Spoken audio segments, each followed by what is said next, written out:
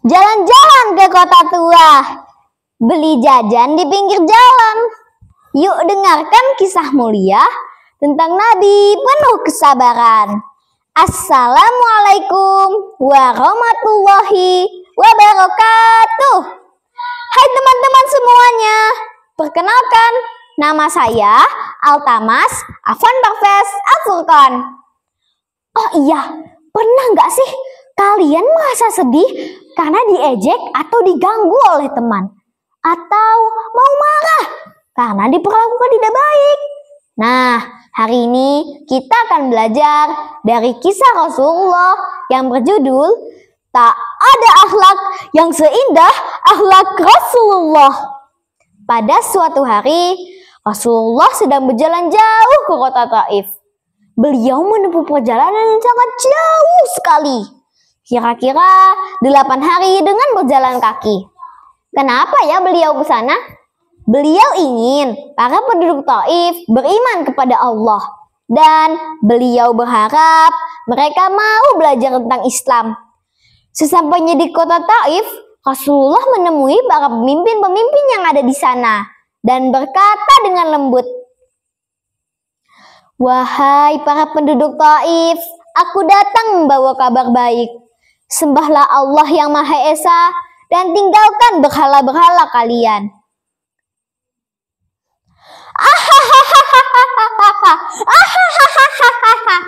Pergi saja kamu dari sini. Kami tidak butuh ajaranmu. Pergi kamu. Para penduduk Taif malah tertawa dan mengejek Rasulullah. Tapi tidak hanya itu, mereka juga memanggil anak-anak dan orang-orang untuk melempari batu kepada Rasulullah. Hingga batu-batu itu mengenai tangan, kaki, dan seluruh tubuh Rasulullah. Hingga baju Rasulullah dipenuhi dengan darah. Ya Allah, kemana lagi aku harus melangkah ya Rabbi? Apakah ke kota yang jauh dari Taif atau yang dekat dari Taif ya Allah? Kemanapun itu, asalkan Kau ridho padaku ya Rabbi.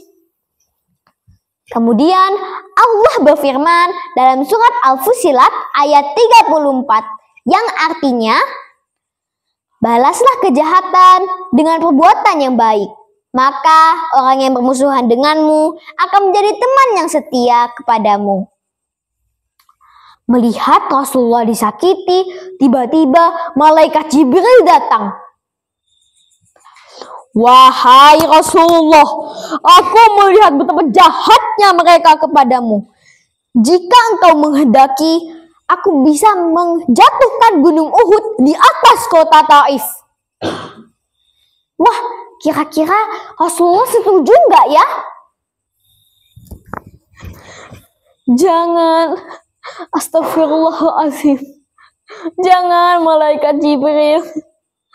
Aku yakin salah satu dari keturunan mereka akan beriman kepada Allah. Wah, begitu sabarnya ya Rasulullah. Beliau tidak pernah menyimpan dendam dan selalu memaafkan. Rasulullah Shallallahu Alaihi Wasallam bersabda dalam hadis riwayat Bukhari dan Muslim, "Orang yang kuat bukanlah yang jago berkelahi, tapi yang dapat menahan amarahnya." Wah, luar biasa sekali ya teman-teman akhlaknya Rasulullah. Setelah disakiti seperti itu, beliau tidak pernah membalas kejahatan dengan kejahatan, tapi mendoakan kebaikan kepada siapa saja. Hingga beberapa tahun kemudian, banyak penduduk Taif yang masuk Islam. Dan mereka sadar bahwa Rasulullah adalah orang yang baik dan mulia. Mereka sangat menyesal karena telah menyakiti Rasulullah. Ternyata sifat pemaaf Rasulullah membawa kebaikan yang besar ya teman-teman. Dalam surat Al-A'raf ayat 199, Allah berfirman, "Jadilah pemaaf, perintahkan kepada kebaikan. Bersabarlah engkau dan berpalinglah dari orang-orang yang bodoh."